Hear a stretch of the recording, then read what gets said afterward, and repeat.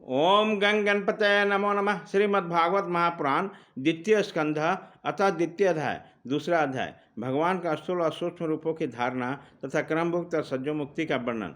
श्री सुखदेव जी कहते हैं, श्री सुको वाचा एवं पुरांग धारण्यात्मयोनि नरस्ता स्मृति प्रवरुष्टात् तथा सज्जदेत ममोघ दृष्टि यथापप्ययात प्राग व्यवसाय बुद्धि।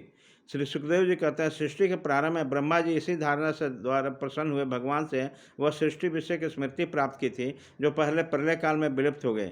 इसमें उनकी दृष्टि अमोघ और बुद्धि नीचात्मकता हो गई। तब उन्होंने इस जगत को जैसा रचा था जैसा कि यह प्रलय के पहले था। वेद की वर्णन शैली इस प्रकार की है कि लोगों की बुद्धि स्वर्ग आदि निरंतर नामों के फेर में फंस जाती है। जीव वहाँ सुख की वासना में सौंप सा देखने भटकते लगता है, किंतु उन मायामय लोकों में कहीं भी उसे सच्चे सुख की प्राप्ति नहीं होती।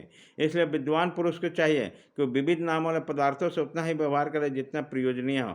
अपनी बुद्धि को उसको निश्चरता के लिए निश्चय से परिपूर्ण रखें। यदि एक क्षण के लिए भी असावधान न हो, यदि संसार के पदार्थ प्रारब्ध के बिना परिश्रम के यूं ही मिल जाए, तब उसके उपार्जन का परिश्रम व्यर्थ समझकर उसके लिए कोई प्रयत्न न करें। जब जमीन पर सोने से काम चल सकता है, तब पलंग के लिए प्रयत्न करने से क्या प्रयोजन। जब भुजाएं अपने को भगवान की कृपा से स्वयं ही मिली है, तब तकिया का क्या आवश्यकता। जब अंजलि से काम चल सकता है, तब बहुत से बर्तन क्यों बटोरें। वृक्ष का साल पहनकर या वस्त्रहीन रहकर भी जीवन धारण किया जा सकता है, तो वस्त्रों की क्या आवश्यकता। पहनने को रास्ते में चिथड़े नहीं है। भूख लगने पर दूसरे के लिए शरीर धारण करने वाले वृक्ष क्या फल फूल की भिक्षा नहीं देते हैं। जल चाहने वालों के लिए नदियाँ क्या बिल्कुल सूख गई है। रहने के लिए क्या पहाड़ों की गुफाएं बंद कर दिए। अरे भाई, सब न सही, क्या भगवान भी अपने शरणागतों की रक्षा नहीं करते हैं। ऐसे स्थिति में बुद्धिमान लोग भी धन के नशे में चूर घमंडी धनियों की चापलूसी क्यों करते हैं। इस प्रकार विरक्त हो जाने पर हृदय में नित्य विराजमान स्वतः सिद्ध आत्मस्वरूप परम प्रियतम परम सत्य जो अनंत भगवान है, बड़े प्रेम आनंद से दृढ़ निश्चय करके उन्हीं का भजन करें, क्योंकि उनके भजन से जन्म मृत्यु के चक्कर में डालने वाले अज्ञान का नाश हो जाता है। पशुओं का तो बात ही अलग है, परंतु मनुष्यों में भला ऐसा कौन है जो लोगों के संसार रूप बैतरनी नदी में गिरकर अपने क्रमजन्य दुख को भोगते हुए देखकर भी भगवान का मंगलमय चिंतन नहीं करता। इस सत विषय भोगों में अपने चित्त को भटकने नहीं देगा।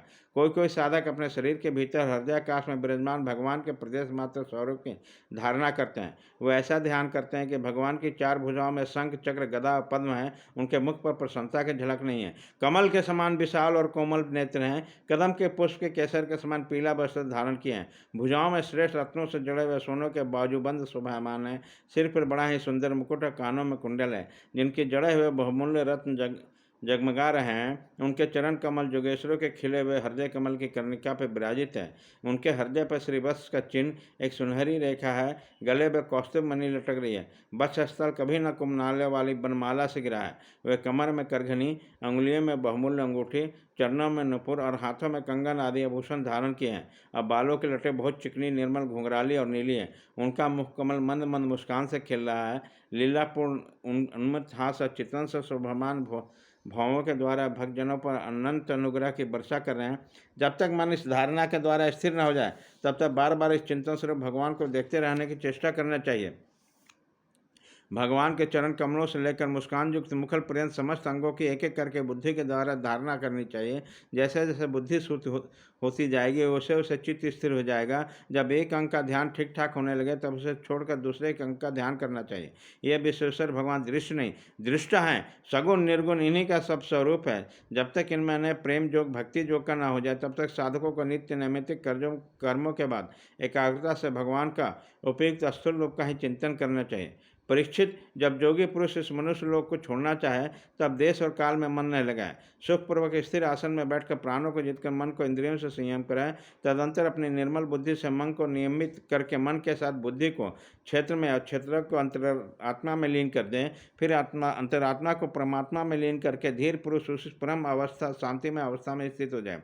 फिर उसके लिए कोई कर्तव्य शेष नहीं रहता। उस अवस्था में सत्गुण भी नहीं है। फिर रजोगुण और तमोगुण की बात क्या है। अहंकार, महत्व, प्रकृति का भी वहाँ अस्तित्व नहीं है। उसी स्थिति में जब देवताओं ने नियामक काल को भी दाल नहीं गलती, तब देवता और उसके अधीन रहने वाले प्राणी तो रह ही कैसे सकते हैं। जोगी लोग यह नहीं इस प्रकार परमात्मा से भिन्न पदार्थों का त्याग करना चाहते हैं और शरीर तथा उसके संबंधी पदार्थों में आत्मबुद्धि का त्याग करके हृदय के द्वारा पट पट पर भगवान के जिस परम पूज्य स्वरूप का लिंगन करते हुए अन्य प्रेम से परिपूर्ण रहते हैं, वही भगवान विष्णु का परम पद है। इस विषय में समस्त शास्त्रों की सम्मति है। ज्ञान दृष्टियों के बल में जिनकी चित्त की वासना नष्ट हो गई है, उस ब्रह्मनिष्ठ योगी को इस प्रकार अपने शरीर को त्याग करना चाहिए। पहले एड़ी से अपनी गुद्दा को दबाकर स्थिर हो जाए, तब बिना घबराहट के प्राण व के सप्चक्र वैदिक रीति से ऊपर ले जाए। मनुष्य योगी के चाहिए कि नाभि चक्र, मणि चक्र में स्थित वायु को हृदय चक्र अनाहत में, वहाँ से उदान आयु के बस स्थल के ऊपर विशुद्ध चक्र में, फिर उस वायु को धीरे धीरे तालमूल में विशुद्ध चक्र के अग भाग में चढ़ा दें। तदनंतर 2 आँखों, 2 कान, 2 नासाछिद्र, मुख, इन 7 छिद्रों को रोककर अपने तालमूल में स्थित वायु को भौं के बीच में अज्ञात चक्र में ले जाए। यदि किसी लोक में जाने की इच्छा नहीं हो तो आधे घड़ी तक उस वायु को वहीं को रोककर लक्ष्य के साथ उसे सहस्रा अस्त्र में ले जाकर परमात्मा में स्थित रह जाए। इसके बाद ब्रह्मरंध्र का भेदन करके उसके शरीर, इंद्रियां आदि को छोड़ दें। परीक्षित, यदि योगी की इच्छा हो तो मैं ब्रह्मलोक में जाऊं, 8 सिद्धियां प्राप्त करके आकाशचारी सिद्धों के साथ व्यवहार करूं, अर्थात त्रिगुण में ब्रह्मांड के साथ किसी भी प्रदेश में विचरण करूं, तो उसे मन और इंद्रियों का साथ ही लेकर शरीर से निकलना चाहिए। योगियों का शरीर वायु को भांति सूक्ष्म होता है। उपासना, तपासना, योग और ज्ञान का सेवन करने वाले योगियों को त्रिलोकी के बाहर और भीतर सर्वत्र स्वच्छंद रूप से विचरण करने का अधिकार होता है। केवल कर्मों के द्वारा इस प्रकार बेरोक टोक विचरना नहीं हो सकता। परीक्षित योगी ज्योतिर्मय मार्ग के सुसूचना द्वारा जब ब्रह्मलोक के लिए प्रस्थान करता है, तब पहले वह आकाश मार्ग से अग्निलोक में जाता है। वहाँ उसके बचे खुचे मल भी जल जाते हैं। इसके बाद वहीं से ऊपर भगवान श्री हरि के शिशुमार नामक ज्योतिर्मय चक्र पर पहुँचता है। भाग 1 खत्म।